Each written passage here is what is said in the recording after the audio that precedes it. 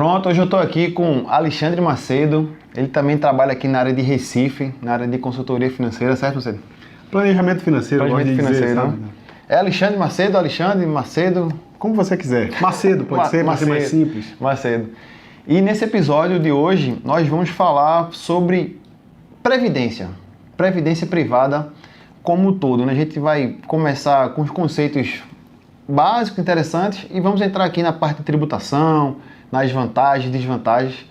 E vou pedir aqui para o Macedo fazer uma abertura aqui de como ele trabalha, de qual área que ele atua, para a gente iniciar aqui nosso conteúdo. Tá legal. Em primeiro lugar, Davidson, valeu demais aí o convite, obrigado. Muito bom participar aqui com a sua audiência. Ótimo. Obrigado pelo convite. Eu sou planejador financeiro desde 2016, desde que teve um evento na minha família, né? Um amigo do meu pai, na verdade de um amigo próximo, um amigo do meu pai, eu entendo que ele passou por muitos apertos financeiros e como decorrência disso ele teve um AVC, faleceu, e ele trabalhou 25 anos com meu pai. E isso foi um aperto muito grande, porque meu pai conseguiu se estruturar, acumular um capital para que ele e minha mãe até hoje vivam bem, e esse amigo passou por esses apertos. Perfeito. Eu já fazia um trabalho de planejamento e orientação financeira para meus amigos, meus familiares próximos, e disse, não, a partir de agora eu não posso mais me isentar e ficar sem compartilhar essas informações com a maioria das pessoas que eu puder, que eu conseguir, que é o mesmo trabalho que você faz. Perfeito. Né, Davidson? Então eu comecei a atuar como planejador financeiro, utilizando a metodologia própria, ou seja, não tão estruturada. Quis melhorar nisso, fui para São Paulo, fiz um curso na maior empresa de planejadores financeiros do Brasil. Foram 10 finais de semana de ping-pong, indo e voltando. Legal. E você imagina como minha mulher gostou disso. É verdade. Aí foi muito bom, ganhei uma metodologia. Isso ajudou a melhorar o potencial dos meus clientes. Só que uma coisa que eu não sabia fazer é, depois da metodologia, como fazer com que os clientes fizessem o combinado. E aí eu fiz um curso de coaching, uma formação aqui na maior instituição também do Brasil. Isso me ajudou muito e hoje eu consigo, através de uma gamificação, um trabalho de coaching mesmo, de outras perguntas além do lado financeiro, fazer com que as pessoas façam o que elas precisam fazer para ter o engajamento e o resultado financeiro que elas querem e precisam, né? Excelente, Macedo. E a gente, como pauta de hoje, falando sobre previdência, diz aí, para que realmente serve a previdência? O pessoal se confunde com seguro, previdência.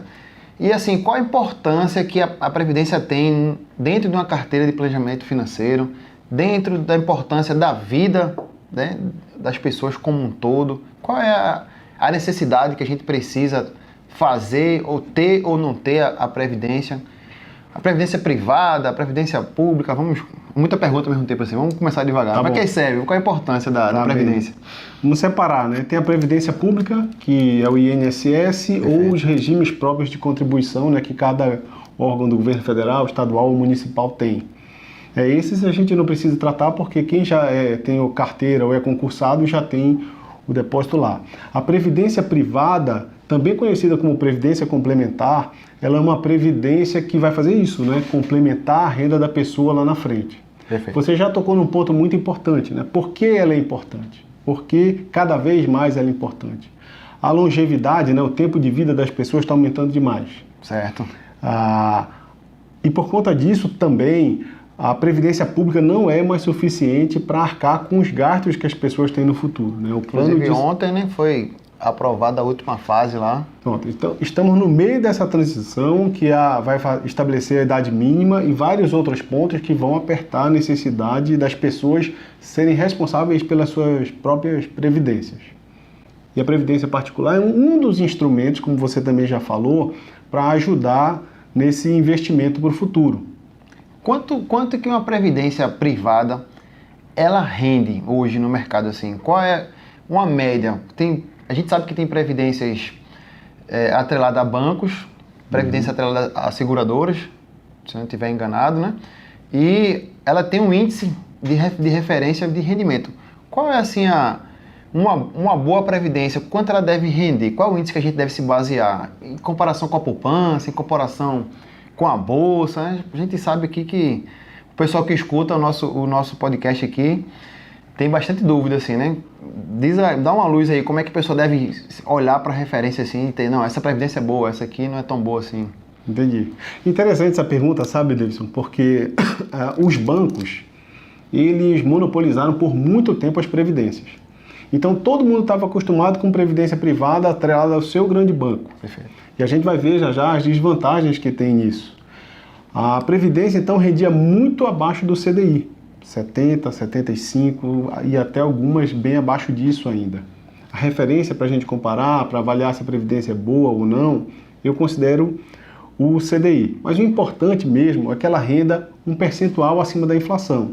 Porque quando você quer fazer um plano de longo prazo, você quer proteger seu dinheiro acima da inflação. Ó, perfeito. Uma rentabilidade de 4% acima da inflação.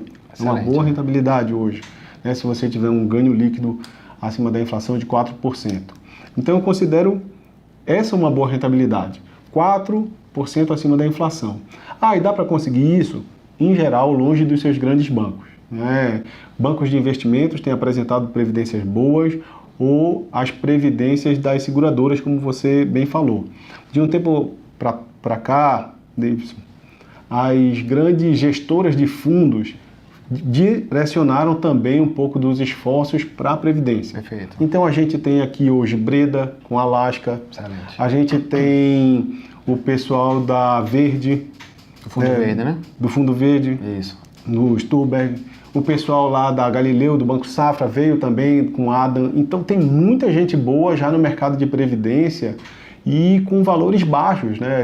Muita gente pensa, então para isso eu vou ter que ter um aporte de R$500, R$1.000. Não. Até R$100 você entra numa boa previdência privada para ter uma rentabilidade nesses patamares que a gente está falando, acima do CDI. Perfeito. E com todos os benefícios ou não, né? Dependendo de como você vai fazer esse investimento, você pode conseguir uma previdência nesse patamar, de R$100. E basicamente as previdências elas se dividem em dois grupos, né? O grupo do PGBL e o grupo do VGBL, né? Qual a principal diferença e uma característica assim marcante que vai fazer você decidir entre PGBL e VGBL? O nome não foi muito bem escolhido do meu ponto de vista. PGBL, VGBL, Plano Gerador de Benefício Livre, Vida Gerador de Benefício Livre, não indica muito o que significa cada um deles. Mas basicamente, sabe, Davidson, o PGBL é voltado para aquelas pessoas que fazem declaração de imposto de renda de forma completa. E o VGBL deve ser utilizado para quem faz declaração de imposto de renda simplificado. O PGBL ele tem um benefício fiscal muito interessante e você pode utilizar até 12% da sua contribuição para diminuir a tributação, né, o imposto de renda, a base 12%. De cálculo. Isso. Então, excelente. Só para efeito de simplificação, se você ganha 100 mil no ano, certo, você pode contribuir até R$12 mil. Perfeito. E a sua base de cálculo de imposto de renda para de ser os 100 mil e passa a ser os 88 mil. Entendi. Então você tem um benefício fiscal aí, que esse valor você não vai pagar agora, você vai fazer um diferimento fiscal para pagar lá na frente, que pode ser, no caso de uma modalidade de imposto de renda que a gente já vai falar, você pode pagar até 10% lá na frente. Então a vantagem do PGBL é essa, você vai utilizar esse benefício fiscal para ter o dinheiro do seu imposto de renda logo agora e pagar menor lá na frente. O VGBL não. Mas também quando for imposto de renda, for pagar o imposto de renda do PGBL, você paga sobre o todo e não sobre o rendimento. O VGBL é diferente. Você não tem esse benefício fiscal, mas quando for resgatar o dinheiro, que também tem a mesma modalidade decrescente, a gente vai falar sobre isso já, o imposto de renda incide só sobre o que rendeu e não sobre o todo. O PGBL ele vai render em cima do todo, ele vai tributar em cima do todo. Em cima do todo. E o VGBL vai tributar em cima apenas do que a Previdência conseguiu captar, render, né? Isso, só sobre a rentabilidade. Antes de a gente partir aqui para a tributação propriamente dita, a Previdência privada, a gente pode fazer com alguma idade mínima, a gente pode fazer para filho, a gente pode fazer só quando a gente começa a trabalhar, tem que ter carteira assinada, tem alguma lógica nessa pergunta que eu fiz agora aqui, Alexandre? Claro, lógica. Ou tem assim alguma, assim, não, meu filho não pode, tem que esperar ele começar a trabalhar primeiro, não, eu só posso fazer depois que eu tiver recebido meu primeiro salário. As pessoas têm uma referência assim também de previdência baseado quando você começa a trabalhar, que você vai poder planejar assim uma previdência para você se aposentar, né? Certo. Você deve fazer para o seu filho. Sim, né? Tem. Você pode fazer para o seu filho e ter esse benefício fiscal que a gente falou. Ou seja, a partir do nascimento do seu filho, você dá, essa previdência aqui vai ser para o meu filho. Certo. Uma recomendação, saindo do tema previdência privada, é que a previdência privada não deve ser o primeiro investimento a fazer. Antes de investir em previdência privada, sabe, Davidson, é importante que a pessoa tenha uma reserva de emergência. Porque imagina você precisar do dinheiro. De onde você vai resgatar? Da reserva de emergência. Se tiver que mexer na previdência... Se tiver que mexer na previdência, na hora do resgate, você vai transformar um bom instrumento de longo prazo num péssimo investimento de curto prazo. Perfeito. Porque o imposto é muito alto, chega a 35%. No resgate antecipado. No resgate antecipado pode chegar a 35% de imposto de renda, que aí não faz sentido. Né? Então não tem para onde correr, né? O primeiro passo, de qualquer forma, é justamente construir ali uma reserva de emergência. Eu recomendo isso para todo mundo. Algumas pessoas insistem em não fazer, mas não é um planejamento financeiro bem feito, certo? Marcelo, tem mais algum ponto de tributação que você quer deixar aqui para conceituar mais esse bate-papo inicial aqui da Previdência? Sim. Sobre tributação, tem dois tipos de tributação. A regressiva, que você, como o nome diz, você paga mais imposto no início, então você começa pagando 35% e vai reduzindo 5% a cada 2 anos. Então paga 35% até o segundo ano, 30% até o quarto ano e assim por diante. Perfeito. Até passar de 10 anos. Depois que passa de 10 anos, você passa a ter uma incidência de 10% do imposto de renda. Excelente. Se for em cima do PGBL, como a gente já falou, né, em cima do todo, se for em cima do VGBL, só em cima do rendimento. Ótimo. Né, você sabe que nos investimentos tradicionais, a menor alíquota de imposto de renda é de 15%. Sim. Então, esse é um benefício muito interessante da Previdência Privada, né? Ela esse tipo de tributação. 10%. Isso. Agora também tem que esperar os 10 anos, né? É isso. Por isso que é importante um planejamento de longo prazo. No outro lado da tributação, né, além da regressiva, tem a progressiva. Perfeito. Que você não paga nada no imposto de renda no início. Se você sacar até o valor do seu imposto de renda, que é 20 mil anuais, você não paga nada. Mas à medida que vai crescendo, o imposto também aumenta. Entendi. Né? E o valor da previdência na hora do resgate soma com o seu valor de declaração. Perfeito. Então você tem que fazer as contas com cuidado e avaliar se a progressiva vale a pena. A regressiva, do meu ponto de vista, para quem vai esperar por muito tempo, é melhor disparado. Também acredito, porque quando a gente vai planejar fazer uma previdência, a gente justamente tem que pensar a longo prazo, né? Exatamente. A longo prazo. Tem algum prazo mínimo que os contratos exigem ou você que planeja junto lá quando você fecha um contrato de previdência? Não tem prazo mínimo. Mas quanto menos tempo você ficar, mais impostos ou taxas ou outros pesos, né, você tem no investimento. Como a gente já falou, né, você paga mais imposto de renda, você também vai ter uma taxa de saída em geral de 3% de todo o seu patrimônio, se você resgatar logo. Entendi. Você tem poucos benefícios. Qual é a maior vantagem que a gente tem hoje de... essa vantagem aqui é importante, eu vou querer fazer uma previdência privada para mim ou para o meu filho por causa disso aqui. Qual é a principal vantagem, Alexandre, que tu defende aí para as pessoas que querem fazer uma previdência privada, né? A gente já falou de alguns, né? Certo. Um dos benefícios que a gente falou há pouco é que tem 10% de imposto de renda, que é a menor incidência de imposto de renda, assim, para os rendimentos tradicionais. A gente sabe que a Bolsa de Valores até 20 mil também tem LC e LCA, mas no geral os que são tributáveis é o melhor, né? A gente tem outro benefício também já falado, que é a questão dos 12%, se for BGBL, né, para quem faz declaração completa. Isso é excelente. Tem outros dois benefícios que eu acho muito interessantes. Um deles é que não tem come cotas. A previdência privada é feita através de um fundo de investimentos, né? Um fundo de investimento tradicional. E nos fundos, nós temos aquela comicota, que é o imposto de renda que é feito em 2 vezes ao ano, né? Em final de maio e em final de novembro. A Previdência não tem esse come-cotas. E outro que também serve como um modelo de transição patrimonial, Davidson. Ou seja, ele não entra no inventário. Então, se eu falecer hoje, os beneficiários que estão descritos lá no meu plano de previdência, eles vão ter acesso direto ao dinheiro. Não vão precisar esperar toda aquela burocracia de esperar inventário e tudo mais. É muito interessante para quem já tem mais idade e um seguro de vida vai sair caro. Entendi. Aí, olha, então eu vou deixar um dinheiro alocado ali na Previdência. O objetivo disso daqui é que o dinheiro seja encaminhado para os beneficiários e eles possam fazer um inventário com o dinheiro na mão, com alguma segurança e tal.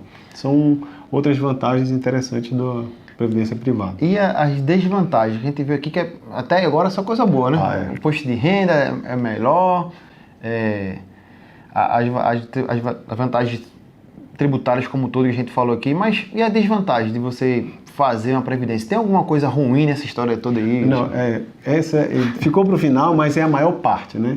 Se a gente pensar, a maioria dos brasileiros hoje estão com investimento nos grandes bancos. Perfeito. E os grandes bancos oferecem a previdência privada sem muita explicação. Certo. Então, a pessoa ouve... Sabia, Davidson, que a previdência privada hoje é o segundo maior investimento do brasileiro, depois da poupança? Não sabia. O primeiro a poupança... é a poupança disparado, mais de 80% dos brasileiros que investem na poupança. E a previdência privada está em segundo, lá embaixo, com 6%. Entendi. Mas, por conta disso, a previdência dos grandes bancos tem várias taxas ruins. Certo. Taxa de carregamento de 4%, 5%. E o que é a taxa de carregamento? Qual é o benefício? Nenhum. Ela existe porque o grande banco consegue captar muitos clientes e isso acaba sendo bom para eles e ruim para o cliente. Sem nenhuma justificativa. Entendi.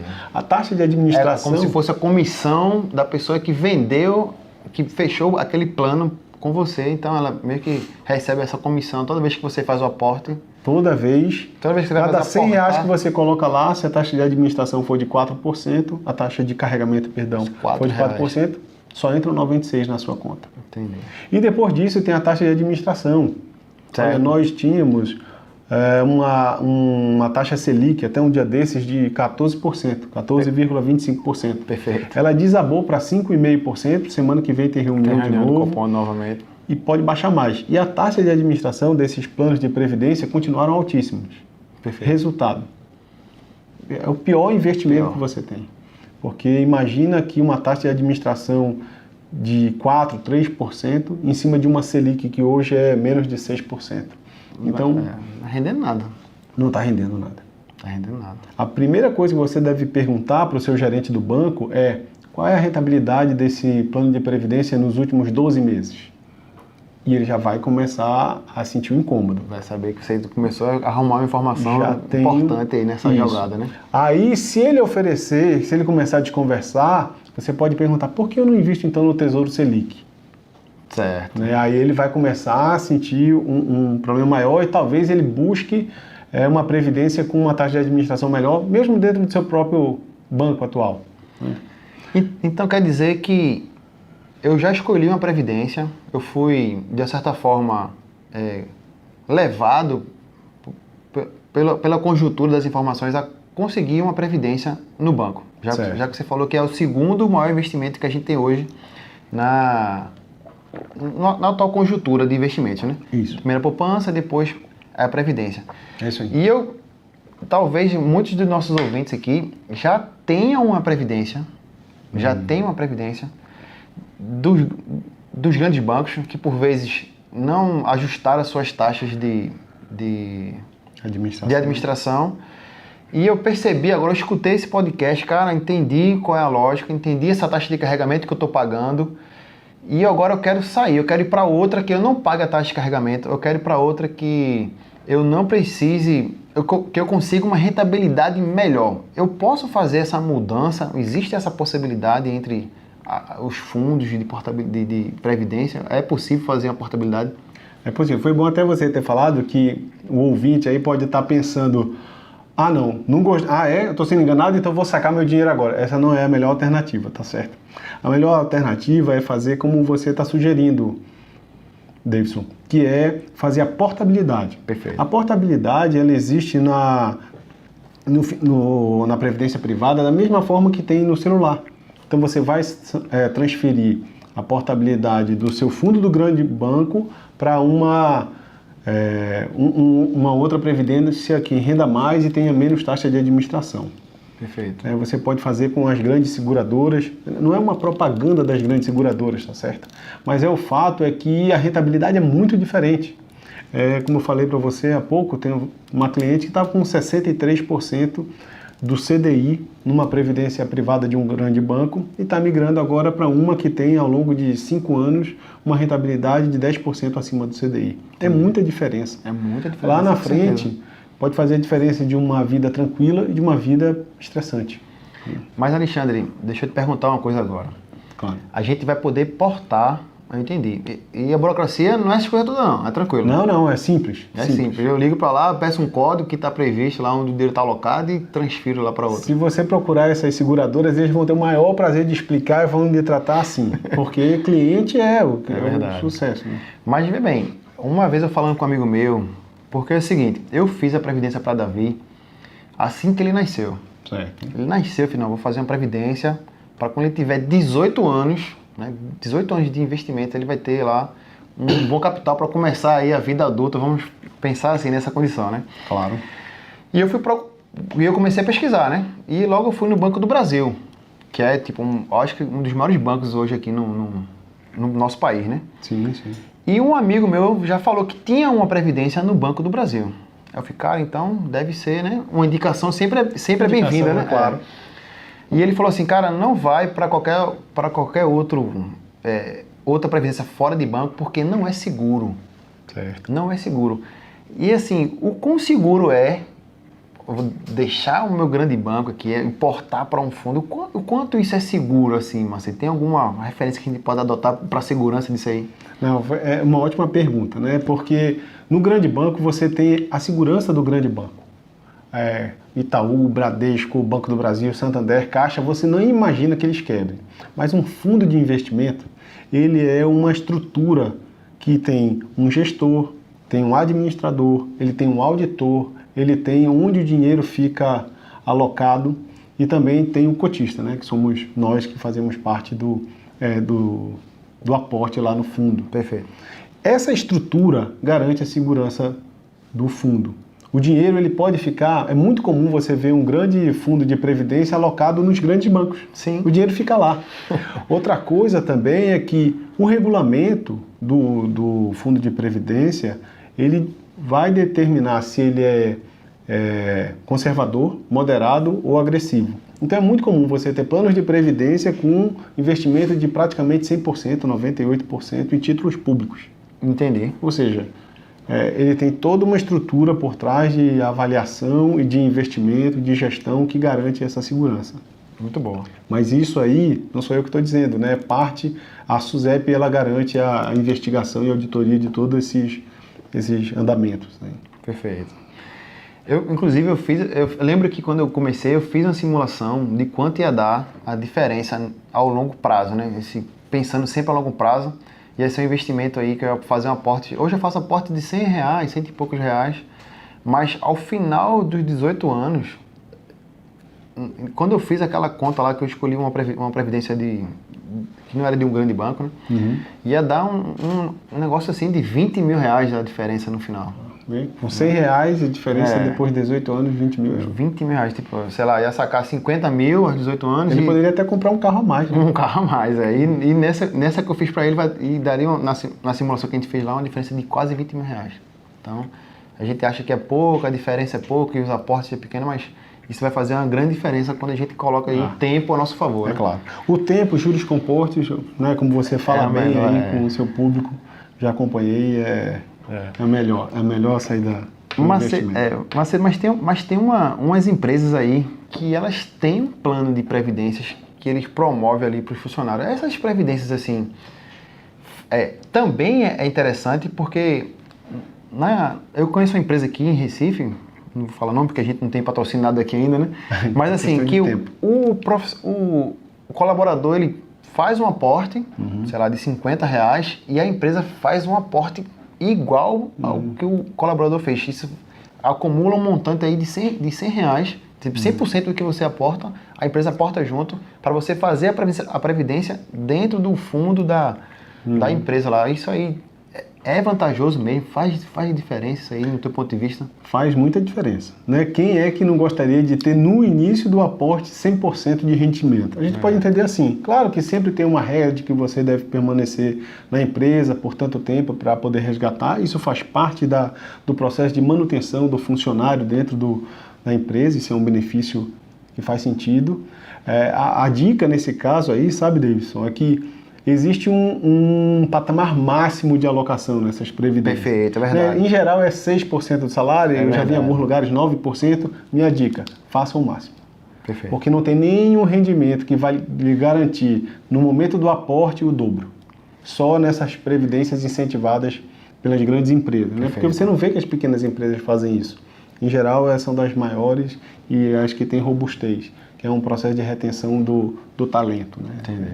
É justamente o contrário da taxa de carregamento, né? É como se você estivesse recebendo para aportar na Previdência. É uma vantagem, eu acho que enorme também. Sem dúvida, sem dúvida. Ótimo investimento esse aí. Se você tem oportunidade na sua empresa, eu já orientei alguns clientes que eles falaram desse benefício e usavam o mínimo. Nossa. Aí disse, pode mudar para o máximo. máximo. E a rentabilidade natural. Né? As pessoas confundem também, a gente vai entrar aqui numa pauta um pouco trabalhista, mas faz um pouco de sentido. Claro. Se a pessoa está na empresa, nessa modalidade, e a pessoa é demitida, a pessoa recebe ou se porventura a pessoa se acidenta, ele tem direito a resgatar a uma fatia daquele que ela acumulou? Tem alguma relação isso aí também, Marcelo? Em geral, quando é demitido, o resgate é autorizado. Né? Quando a demissão parte da empresa, o resgate é autorizado, e quando a pessoa pede demissão, não, só... Aí vai depender do regulamento da empresa, né? O geral é que as pessoas não conseguem resgatar o dinheiro que foi aportado pela empresa até determinado período. A questão do acidente não tem muito a ver com previdência, sabe? Entendo. Se você se acidenta e quer resgatar a previdência é um investimento. Perfeito. Você pode ir lá e resgatar. Eu acho que um acidente está muito mais atrelado aos seguros. Né? Tem seguros de invalidez, aí vai depender da gravidade do acidente, naturalmente, ou seguros que trazem uma remuneração diária, né? De ausência e de afastamento temporário. Perfeito. Então, está mais vinculado ao seguro do que à previdência. Né? Eu sei que tem alguns produtos que já casam previdência e seguro, mas no tema previdência privada mesmo não está associado não. Acidente, né? Isso. A gente está indo para a parte final aqui já do nosso podcast aqui, e eu quero falar o seguinte: nós podemos fazer aportes a mais, por exemplo, está contratado lá a aportar R$100. Vale lembrar também que existe uma correção anual também, né? Dos planos, que vai aumentando ali um pouquinho, mas porventura eu recebi um adicional mais, uma comissão de vendas, e eu quero fazer um aporte nessa previdência. Existe a possibilidade de a gente fazer o aporte? Então, Deilson, tem sim. Você pode tanto escolher os aportes marcados, né, que em geral são debitados em conta. Isso tem muito a ver com um assunto que você também fala muito bem, né, que é a questão do comportamento das pessoas não terem a disciplina de conseguir poupar. Perfeito. E o débito automático lá da Previdência ajuda nisso. Mas, claro, pode fazer aportes avulsos também. Em geral, você pede um boleto para a sua seguradora, para o grande banco, e faz esse aporte. Né? Tem muitas pessoas que são tão organizadas em relação a utilizar aqueles 12% do benefício fiscal, que elas vão acompanhando quanto está faltando, e à medida que vai chegando no final do ano, vão aportando para chegar no limite dos 12%. Entendo, perfeito. É uma estratégia. Vai anotando essas estratégias e use. Pega essa dica aí, que isso é valioso, rapaz. Se fosse fazer uma consultoria, ia ser bastante dinheiro. E na parte final agora, né? Vamos pensar agora, cheguei aos 15 anos planejados, aos 18 anos que a gente realmente programou aí aportar, e agora eu quero desinvestir, né? Não sei se existe essa condição, também existe, né? Tem também. Desinvestir, então... Eu consigo resgatar tudo? Eu vou receber por partes, igual o INSS tem esse benefício de a gente receber um salário, um combinado? Faz sentido resgatar tudo também ou não faz sentido? Eu posso migrar para outro investimento, se eu resgatando assim? É interessante fazer dessa maneira também? Pronto, então vamos separar em três tipos. Vamos separar né? em 3 tipos. O resgate completo para você administrar pode ser interessante. Isso vai depender muito mais da pessoa que está com o resgate. Muitas pessoas podem pegar aquele dinheiro e se organizar para fazer uma alocação diversificada em outros tipos de investimentos e passar a administrar a partir dali. Legal. Perfeito. Se você tem esse perfil de conseguir administrar, ótimo, excelente. Tem o segundo modelo que você define um período fixo de tempo para receber. Entendi. Então vamos dizer que acumulou lá 100 mil, olha, eu quero receber pelos próximos 20 anos. Então o valor é esse. Entendi. Em geral, o valor é maior, né? Imagina que você se aposentou com 60 anos, quer receber por 20 anos, o valor parece que vai ser melhor do que a terceira opção. A terceira opção é você dizer, não, tudo bem, agora eu quero que você me gere uma renda a partir daí por tempo indefinido. Aí vai ter um cálculo a partir de uma tábua atuarial, certo, e vai ter um valor definido para você receber até o final da vida. Excelente. A pergunta é, qual é o melhor cenário? Depende muito da longevidade, do seu perfil. Isso é acertado no início da Previdência ou eu posso tomar essas decisões quando chegar naquela hora lá? Como é que funciona? Ótima pergunta. No início da Previdência, você assina um termo que vai estar dizendo quanto aquele dinheiro que vai rentabilizar no final, ele vai render. Os grandes bancos, alguns eu acho que não posso generalizar, eu já vi taxas de o aumento da sua renda vai ser de 0%. Imagina que você comprou uma renda por 4 mil, daqui a 4 anos, quanto vale 4 mil? Menos. E daqui a 10 anos? E 20 anos? Menos ainda. Então, na assinatura do seu plano de previdência, você precisa olhar em como vai ser o reajuste caso você queira fazer uma transição para renda. Muito importante isso. Verdade. Tá bom? Alexandre, esse episódio aqui estava muito bom, muito interessante, a nossa bate-papo aqui. Deixa aí um recado para os pré-ricos aí, que a gente está montando aí um exército de pré-ricos, que a gente está tentando melhorar o nosso comportamento em relação a dinheiro. Deixa um recado pessoal, como é que faz para te achar também no Instagram? Como é que faz para a gente contratar o teu serviço aí? Como é que funciona esse procedimento final aí? Legal, para me contactar, eu tenho um perfil no Instagram, @AM, de Alexandre Macedo, Planejamento Financeiro, tudo junto, né? AM Planejamento Financeiro. Eu tenho uma página também na internet, www.amplanejamentofinanceiro.com.br. Você vai ser um outro canal, né, para me ajudar na divulgação desse planejamento que todo mundo precisa. Perfeito. A Pré-Rico, Pré-Rica, vocês estão com conteúdo de excelente qualidade. Eu assisto os vídeos do Davidson sobre comportamento, uma pegada muito suave. Eu gosto também dessa interação que você faz. Estou até tentando trazer isso para mim, né? Eu sou mais tradicional, eu acho que muito analítico. Você vai fazer a diferença no futuro do Brasil. A gente tem uma dificuldade, sabe, Davidson, de fazer a transição de gestão de dinheiro para as nossas gerações. Perfeito, né? Perfeito. Tem muito aquela história do avô rico, pai nobre, neto pobre. Verdade. Então, a gente não consegue fazer com que a geração... Por quê? Falta de educação financeira. Perfeito. Você, pré-rico, pré-rica, muito sucesso aí nessa jornada. Valeu, pessoal. Aguardo vocês no próximo episódio, na sexta-feira que vem. Um abraço e até a próxima. Valeu.